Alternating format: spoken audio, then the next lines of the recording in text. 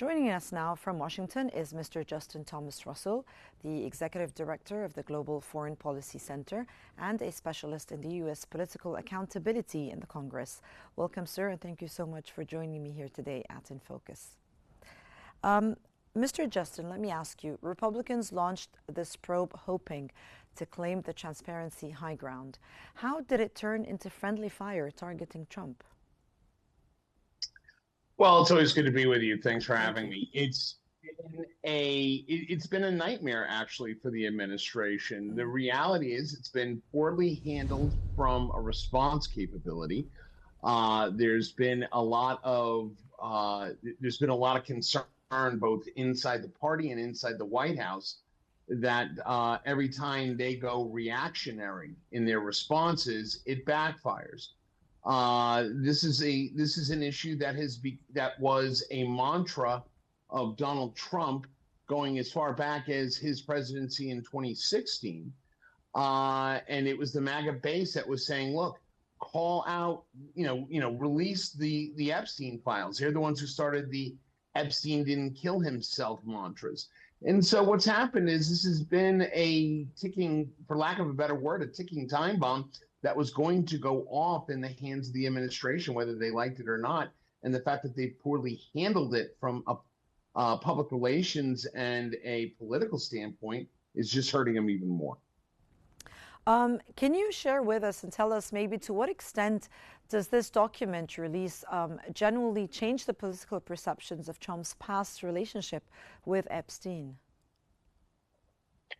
Well, it's hard to say. I mean, we also have to remember that there's 10,000 or so documents that have been flowing over the past week. 20,000 apparently. So it's really hard to say exactly to what extent it points the finger.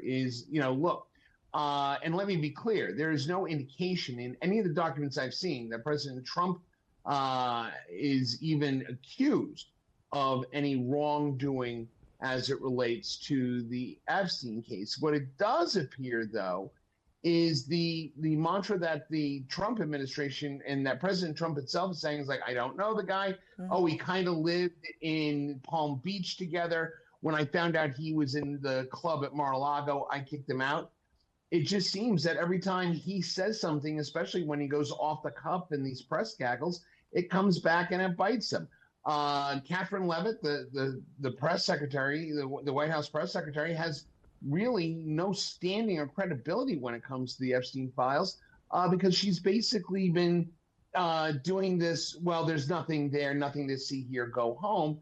And the media, and quite frankly, now even more importantly, the Trump base is starting to, break away and saying, wait a minute, there is something to see here. Yeah, keeps coming back. Democrats say the GOP is scrambling. Is this now, do you think, a public relations battle more than maybe a judicial one? The great thing about politics, especially in the United States, is things can change at any time. I know the Trump administration would love to divert away from the Epstein files, and we also have to remember this week that Speaker Mike Johnson is going to call for the vote on the discharge petition of the entire DOJ files. The reality is, are they scrambling? Yes. Unfortunately, for the Republicans and unfortunately for the Trump White House, they don't have anything to fall back on.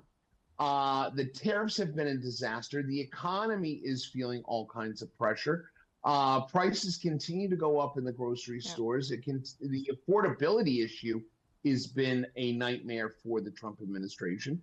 So for them to try and pivot to a subject that could benefit them, well, there's not really one out there. Even the situation in Venezuela has lost support for the American public, and immigration, which is pretty much how the Trump administration came into power here 9 months ago, that's not on the top of anybody's list anymore. In fact, it's probably number 5.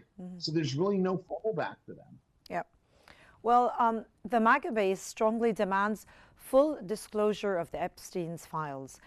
Do you think the Republicans could face their own voters' anger if they slow down transparency efforts, maybe? Oh, absolutely. At this point, absolutely. I mean, look, here's the problem for the Republicans is and especially coming into the midterms. Remember, we are, less than a year away from a huge midterm election, which will be looked at as a mandate on the success or the failure of the Trump administration in the first 2 years of his second term. So what the Republicans have to deal with is if you release all these files and it shows that Trump had knowledge and was playing political favorites with people from anybody from Ghislaine Maxwell to Epstein himself to how the case was handled, then it looks like that they were meddling on behalf and supporting a pedophile. If you don't release it and it does get out, then Trump then looks like wait a minute, why are you protecting a pedophile and a convicted sex criminal in Ghislaine Maxwell? There's nothing that good comes of this. Okay. Well, Trump now is responding by calling for investigations into Clinton and others. Do you think this is a targeted deflection strategy or just an escalation? It's a bad targeted. It's a bad escalation. It is a bad strategy. There has been no good strategy. And look, admittedly, I've not been a fan of the Trump administration, never have been, and I've been on this network many times being critical. Yeah. But I will always give it its due. What I will say, though, is in this case, there is nothing good. There's no good strategy for this. This is bad escalation. It's bad strategy. And all this is going to do is hurt those that have been trying to protect them. Look, we've seen what happened to Marjorie Taylor Greene. Maybe. Marjorie Taylor Greene has come out and said, look, you got to release these. And then Trump, because she signed on to the discharge petition, basically came out on a tirade yesterday on social media. We're going to see more of that. And what we're going to see is Republicans going, I don't care. I don't want to be on the receiving end of this. This is not going to be nearly the successful term that I think Trump has been expecting, and this could be a linchpin in it. Well, do you think this backfire can maybe prevent the Republicans from concentrating on Trump's second-term agenda? That's a really good question, and it's a complex question. Mm-hmm. The thing about it is this was made part of Trump's agenda when he walked in and he started talking about we have the Epstein files. When the Republican Trump administration made it an issue after they took office, mm-hmm. from the comments of Pam Bondi through the comments of Kash Patel and everybody else, when they made it an issue, they kind of pulled the pin on the hand grenade themselves. The issue is, are Republicans going to be able to withstand the pressure? Is this something that the Republicans hope that the American electorate has a very short attention span for? Yeah, absolutely. That they hope that. Will they get it? I think it's unclear. I don't know. There's a lot of time here. So anything could happen in the next 11 months. Mr. Justin, the bottom line, do you think, is this a temporary headache or maybe a growing legal and political risk for the president? I think it's both. I think short term, it's a migraine headache. Short term, I think this is a traumatic head injury. The reality is, can they escape the next 12 months and not hurting their chances of retaining both the Senate and the House and maintaining a majority there?